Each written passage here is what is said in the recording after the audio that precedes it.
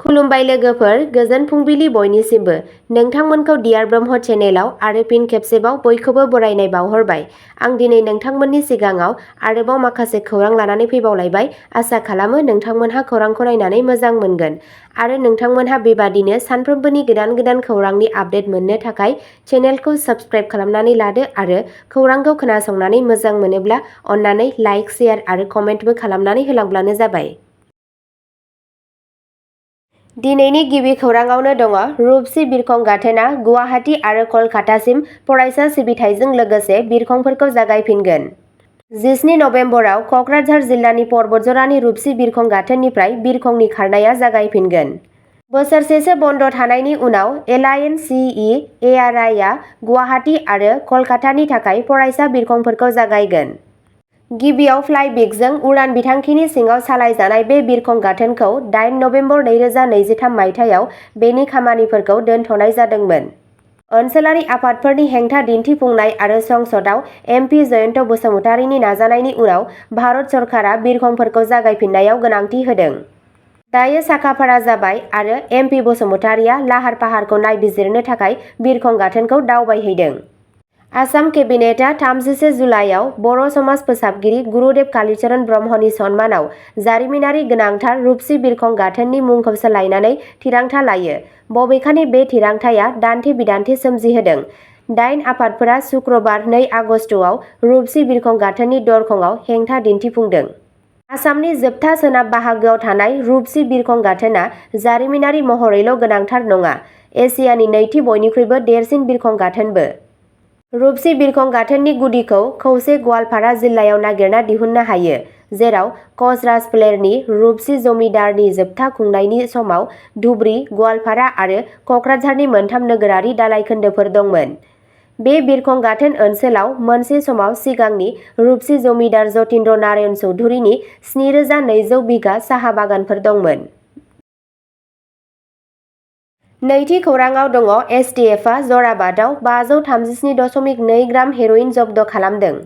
मोनसे मख'जाथाव अपारेसनाव आसाम STFआ 14 अक्ट'बरनि फुङाव नागालेन्डनिफ्राय गुवाहाटीसिम फेग्रा बेसाद लांनायनि सन्देह गोनां गंसे ट्राकखौ हमदों।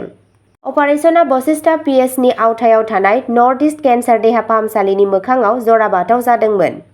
गारिखौ नागिरनायाव बिबानगिरिफोरा हेर'इन गोनां 45 साबोन बाक्सुफोर नागिरना मोनो, जायनि गासै 537.2 ग्राम। दुथां मुलि जगायग्रा आरो ट्राकनि सालायगिरि, जायखौ 46 बोसोर बैसोनि रनन्जय मण्डल होनना मिथिनाय जादों, बिथांखौ जाथाय जायगायाव हमनाय जादोंमोन। ड्राग्स जगायग्राया बरपेटा जिल्लानि नगावनि बामुनकुसिनि थागिबि। बिथाङा आथिखालाव बेंगली बस्ती, कामरुप मेट्र'आव थायो। नायबिजिरनाया सोलिबाय थानायलाय बिबानगिरिफोरा गोनांथार नेमखान्थिफोरखौ आबुं खालामगासिनो दं। बे जाफुंसार अपारेसना ओनसोलाव फेग्रा मुवा फालांगिखौ होबथानो थाखाय आयेन बाहायग्राफोरनि सोलिबाय थानाय नाजानायफोरखौ नोजोर होयो।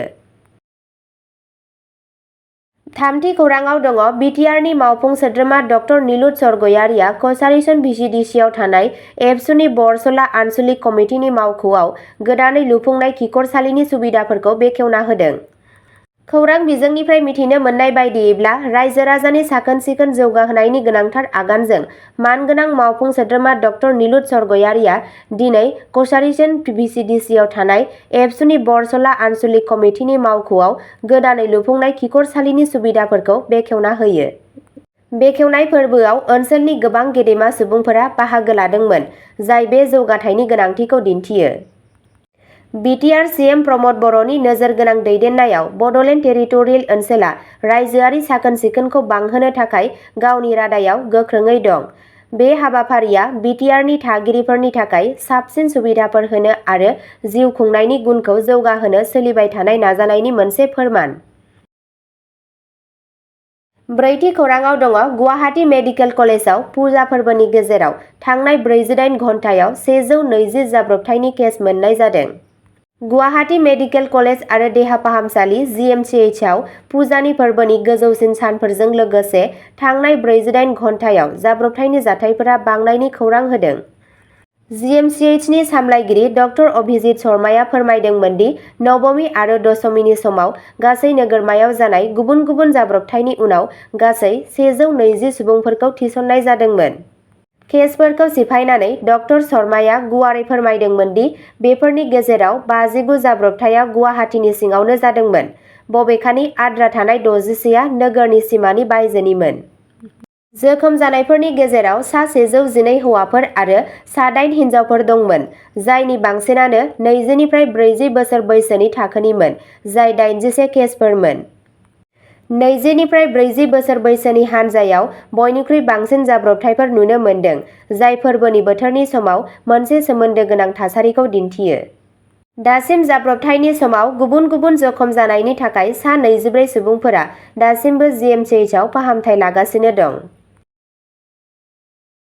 बाथि खौराङाव दङ पबितरा सेंक्सुयेरिया खुलिफिनबाय, साफारि सालायनायजों दावबायारिफोरखौ हांख्रायहरदों।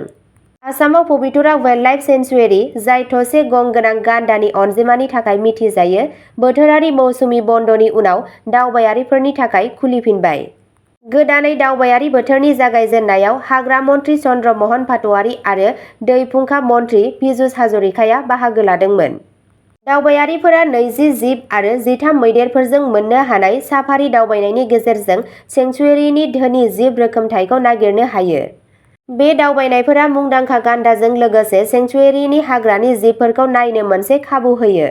मेनिफ्राय बन्द जानाय बे सेंक्सुयेरिया 38.85 बर्ग किल'मिटार गोलाव आरो बेवहाय 100 नि बांसिन गान्दा, 500 नि बांसिन हाग्रानि मैसो, रोजा रोजा मैफोर आरो दावबायसनारि दावफोरनि 385 सो फोलेरफोर दं, जाय बेखौ हाग्रानि जिब-जुनार गोसो गुदुं सुबुंफोरनि थाखाय मोनसे गोजौ थावनि बानायो होनना सुलुंनिफ्राय मिथिनो मोननाय जादों।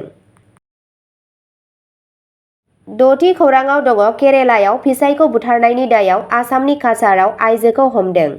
केरेला पुलिसआ गावनि फिसाय बाबुल हुसेनखौ बुथारनायनि दायाव आसामनि काछार जिल्लानि थागिबि जाहिदा खातुनखौ खादों। रिपर्टफोरनि बायदिब्ला खातुनआ अजद होनाय बायदिब्ला बाबुलखौ गोबौ मुवाजों गाग्लोबदोंमोन। बाबुल हुसेन, गुबैयै आसामनि मरिगाव जिल्लानि मयराबारिनि साख्रिनि खाबु नागिरनायनि 2 दान सिगां केरेलायाव थाहैदोंमोन, बिथांनि नैथि बिसि जाहिदाजों लोगोसे। 1 सप्तानिबो बांसिन समनिफ्राय बाबुलनि गिबि बिसि, जाय मयराबारियाव थादोंमोन, बिथांजोजों सोमोन्दो लाखिनो हायैनि थाखाय बांसिनै जिंगासिनो हमदोंमोन। बाबुलआ सौहैनो गले गले फेलें जानायनि उनाव बिथांजोआ बिथांनि सिनायथिफोरनि खाथियाव थांदोंमोन आरो जोबनायाव केरेलायाव बिथांनि न' बिगोमाजों सोमोन्दो लाखिदोंमोन। न' बिगोमाया गोबां सानसिम बाबुलनि ओंथि गैयै नुजाथिनायखौ गिनानै नायबिजिरनो थिरांथा लायो। बाबुलनि भारा न'नि दरजाखौ नारसिननानै खेवनायनि उनाव बिथाङा मोनसे गोहोगोरा मोदोमनायजों मोगा-मोगि जादोंमोन आरो बाराव बुंफबदोंमोन। बेनि उनाव न' बिगोमाया बाबुलनि गोथै सह'खौ मोनदोंमोन, जाय सिगांनिफ्रायनो गाज्रि थासारियाव दंमोन। बिबानगिरिफोरा बुथारनायनि उनाव खातुननि सोमावसारनायखौ नागिरनानै जाथायनि सायाव नायबिजिरनाय जागायदों।